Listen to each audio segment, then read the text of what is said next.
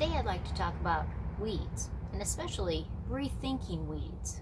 Why should I rethink weeds? They're weeds. I want to pull them. I want to spray them. I want to get rid of them. But I've always told people that weeds are really just plants that you just don't know how to use. Now, weeds are in two categories. You have the annual self-sowing. They're going to come up that year. They're going to set seed. The seeds are going to fall on the ground. They're going to grow again. And then there's vegetationally spreading perennials. And those are weeds that they're coming up from that root or that rhizome, that what you don't see under the ground, and they're just spreading. They may have roots that go out and send up new shoots.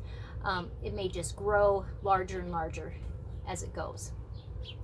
Now, one thing about weeds, they're much hardier than vegetables and a lot of other plants. And the temperature swings that go from really hot to really cold, or really cold to really hot in a single day, doesn't really affect them. Not like it does on your vegetables or flowers, things like that. This is Sandy at Apple Cottage. I am Suburban Homesteader of Wyoming, and we're rethinking weeds today. There are a lot of weeds that you can eat. Not a little, a lot of weeds you can eat. So they're not really weeds. They're just things that we don't know how to use. Bonuses of weeds. They're free.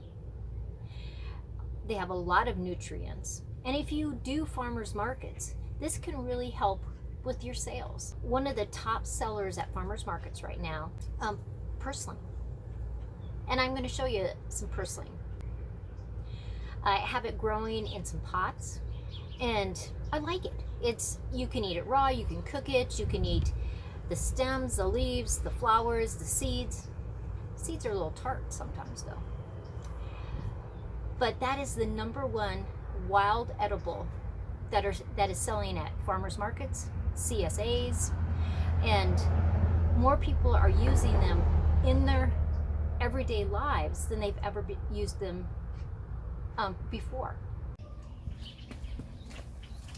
Now right here is some purslane, and you can just break off the tips and use those, or you can take up the whole plant if you have a lot of it. It's tasty. Sometimes it's a little salty, and I think the different soils make it more salty or less salty. But it is a great plant, and any zucchini recipe you have, you can use purslane instead. It's like a succulent. It's thick.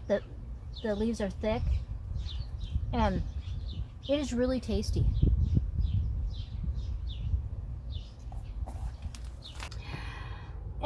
Other things that sell really well at farmers markets, that if you're a homesteader and you're looking for some extra income, you're doing the farmers markets already, you have your vegetables, maybe you're selling cut flowers, think of purslane, stinging nettles, lamb's quarter, dandelions.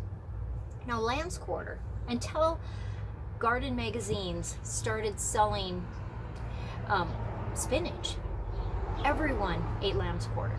They ate it as if it was spinach.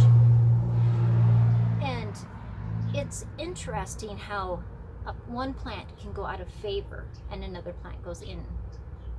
Where lamb's quarter grows everywhere across the United States. And those tender leaves are very wonderful in salads. Now, things you should look for. You should, before you start ingesting any weed, any plant at all, you better know what you're doing. Now, if you would like to start foraging, there are usually local foragers. Sometimes in cities, there'll be clubs that it's a foraging club, and they go out, and people that have a lot of experience and expertise teach other people how to do that.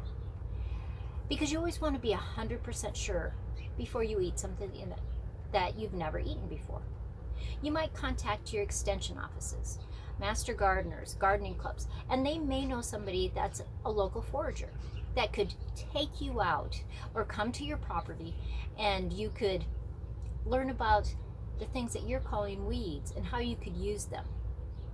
Now, one thing to remember also is always make sure that the plants that you're eating have not been sprayed with any kind of chemical.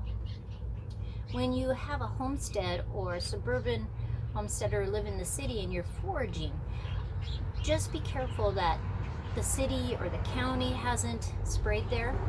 Around gravel roads, a lot of times counties will spray, or on roads they may put salt, and that can leach out into those areas where it might affect those plants. So just don't eat those.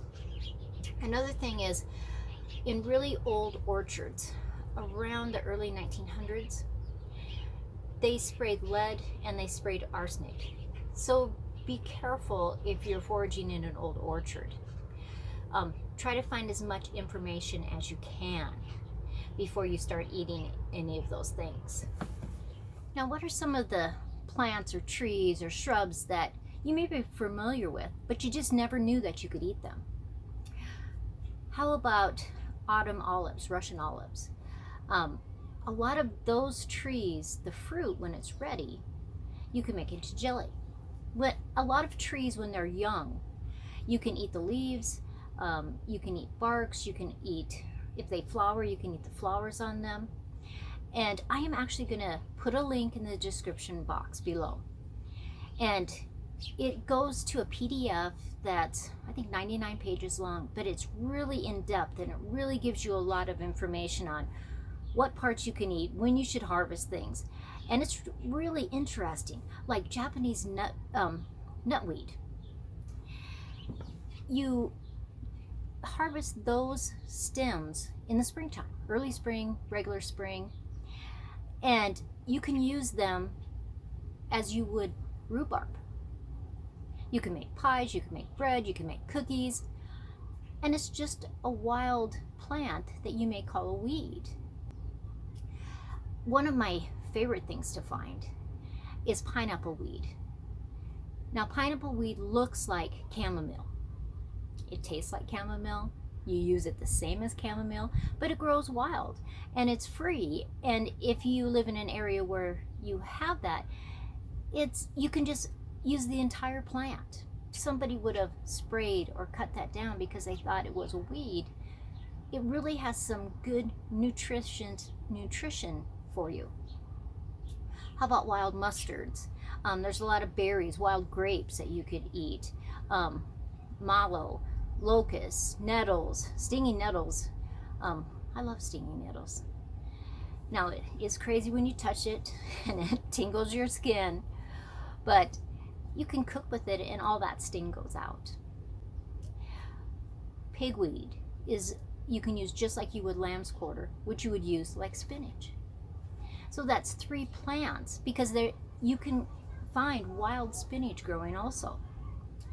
There are things that you can eat the flowers of: milkweed, evening primrose, a Norway maple, the flowers that it produces you can eat, yarrow, wild roses, field onions.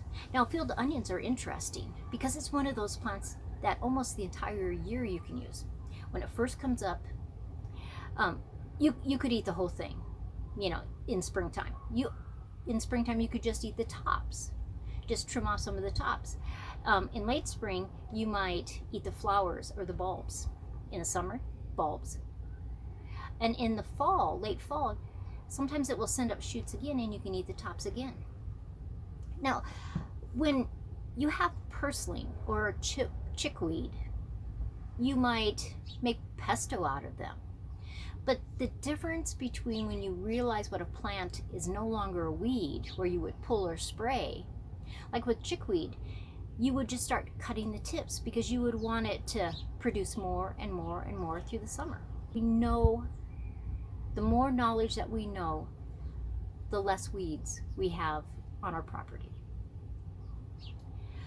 But I hope you check out that PDF because it is a wealth of knowledge and has a lot of information from farmers that have CSAs and farmers markets and what they do. Because when they show those wild plants, they'll give you stories, they'll have recipes, and that's just one more income you can have when you're a homesteader, be it in the city, the suburbs, or out in the country.